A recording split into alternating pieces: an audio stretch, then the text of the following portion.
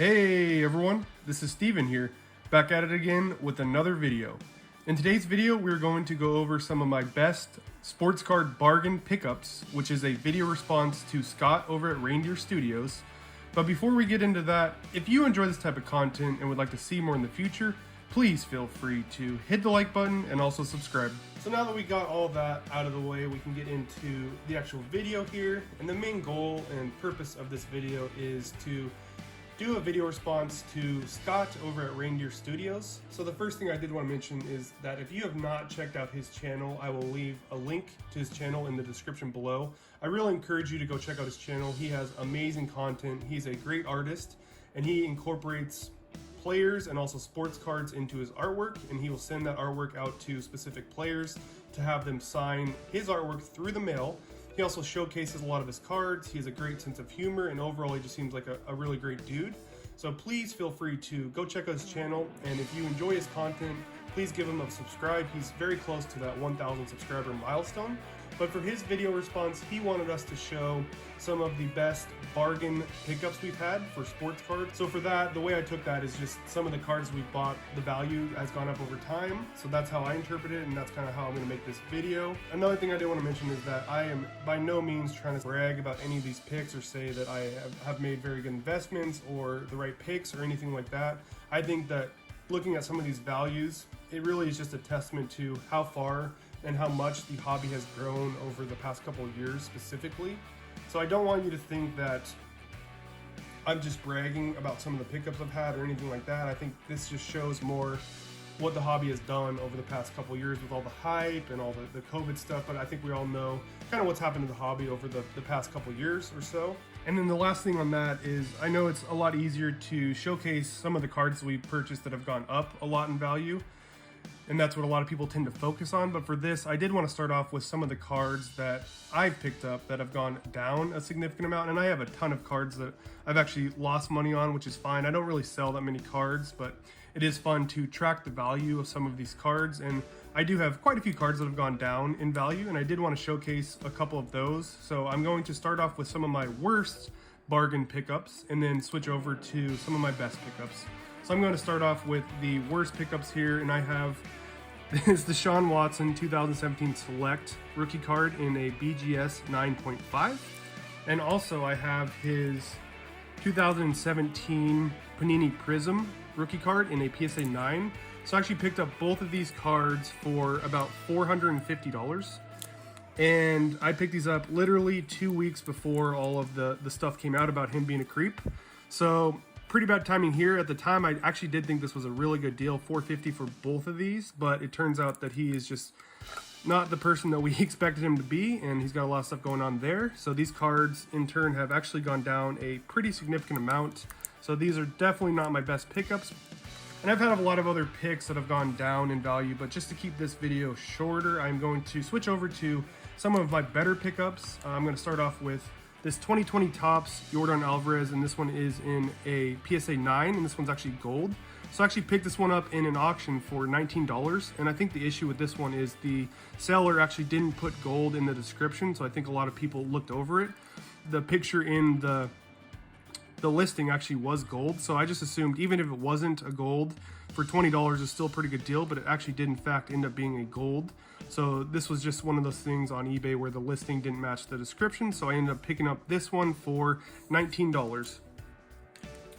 Another pickup that I've had is this Mookie Betts, and this one is in a PSA 10. This is his Topps Update rookie card, again in a PSA 10, and I picked this one up actually the day he got traded to the Dodgers, so I was kind of playing into the hype there, but I picked this one up for $100 flat, which at the time seemed pretty expensive, but looking back now, it does seem like this was a decent deal.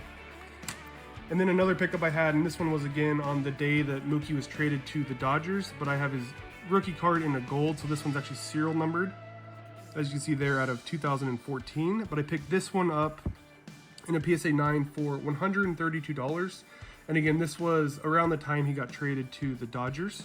And then another pickup I've had, and this was again kind of expensive at the time, but this is the 2018-2019 Donruss Optic, and this is the blue velocity variation for Luka Doncic, and this is his rookie card in a BGS 9. So this is a really nice looking card.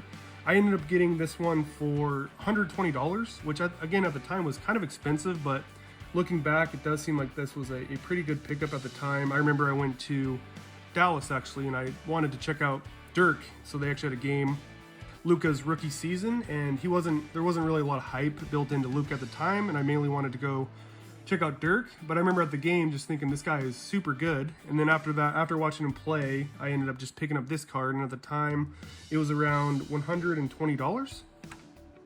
And then another pickup that I had, and this was one of the older purchases that I've had, but this is the 2018 Topps Chrome Rafael Devers, who's still pretty undervalued in the hobby, I think. But this is his batting green refractor in a PSA 10 for Topps Chrome, and this one is actually serial numbered out of 99, as you can see there.